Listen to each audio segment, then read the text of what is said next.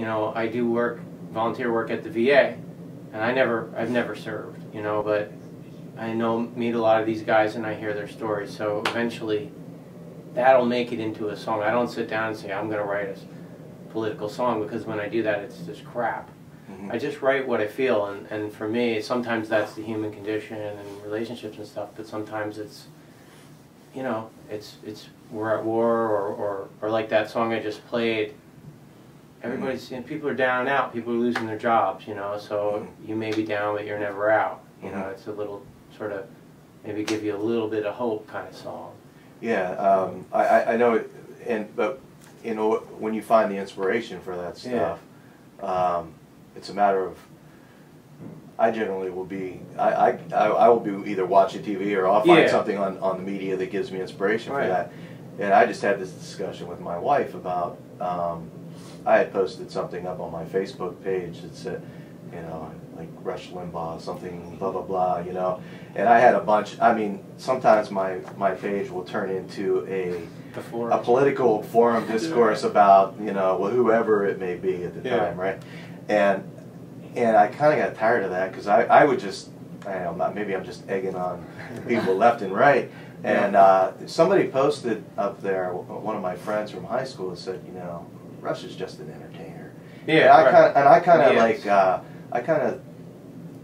was like, well, I don't know if I know about it. Then I thought about it. I was like, you know what? Really, they all are. I mean, I generally watch like Keith Olbermann and so forth, but yet they're playing clips from Fox, which is fake news, and then so if they're playing clips from that show on their show, I mean, I don't generally see Fox playing clips from MSNBC on their show. Right. But I watch the Daily Show really to get my kind of like take on things, and really it is entertainment, because really I listen to the Democracy Now! Podcast, and I don't see them playing clips of either one. Right. You know, I think they're really giving, maybe it is a far left viewpoint, but at least they're not, you know. And now brought to you by Sell Your Gold. You know, they're both running the same ads, you know, where you can sell your gold. So I thought about that. So I also noticed there's like Native American stuff too. Yeah. Is there anything that you would want to play for us that you know, that speaks to that Woody Guthrie, Pete Seeger kind of element of you know, folk kind of protest song that would stick out, either off your new CD or what? Well, we could do an old one that you just mentioned, the natives, and you know, I'm part Cherokee, but I'm mostly wannabe, and a member of the Wannabe tribe, wannabe, but because, you know, Native people, they haven't concocted everything up in a way, in their traditional way of looking at the world, you know. And I mean, most Native people aren't traditionalists and they don't practice the old ways, but the people that do, they get things that we block out, in a sense, I think. And like, but the other thing for me with that was my church. I go to an Episcopal church, and they sent me with groups of high school kids to the Black Hills to find out about their spirituality and their religious stuff. And so I wrote these songs purely because I went there and I spent some time with the Sundancer and some other folks out there, and I learned some stuff. And then I wrote this one up. Black Hills. Let me do Black Hills. I wrote this song, and I went back out there and played it for some Lakota people. I said, if you tell me to never sing this song again, I won't, because I don't want to be another wannabe doing. And I played it for a bunch of people, and they said, no, this is, you're all right. This is, you know, this is okay. So purely, I wrote about it because I was there.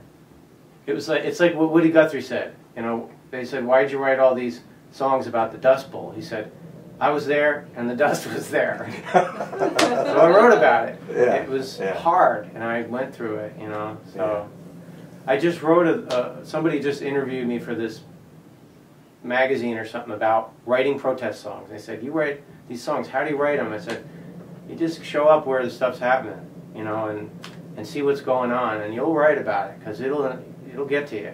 Yeah, yeah. You know, so that's kind of what this song is. This is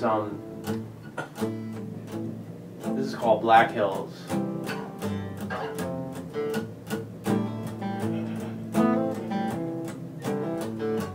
In these hills there is a power we will never understand.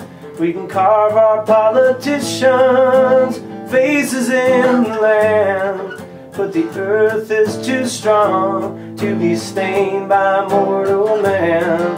Black hills,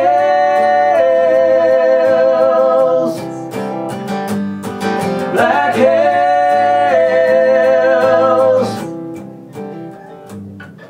I went down to the res and saw my country's greatest shame. The cardboard shacks and broken glass of a people stripped of home and name. But the heart of these brave warriors, nothing you can do will change. Black hills,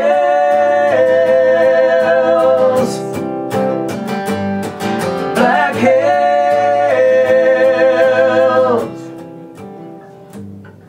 At Wounded Knee I felt the force of thousands of brave souls. Martyrs with no statues to them, anonymous this hill they hold, biding their time in silence until their drums again will roll. Black hills,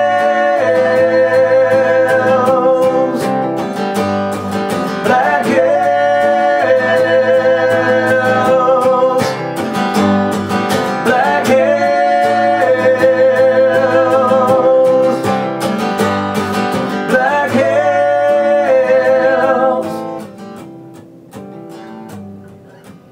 It is in the darkness of their eyes that men get lost. The quest for gold cannot outweigh the quest for truth without a cost.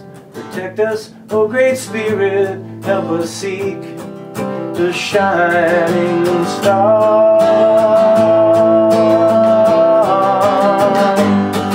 Black hills,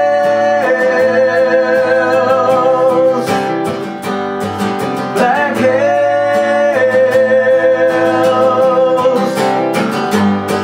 black hills,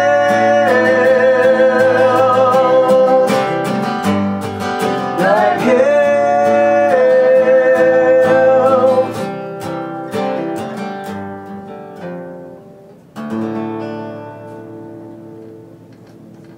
In case you're just joining us here on Acoustic Songs Live on WNJR.org, 91.7 FM in W&J College at Washington, Pennsylvania.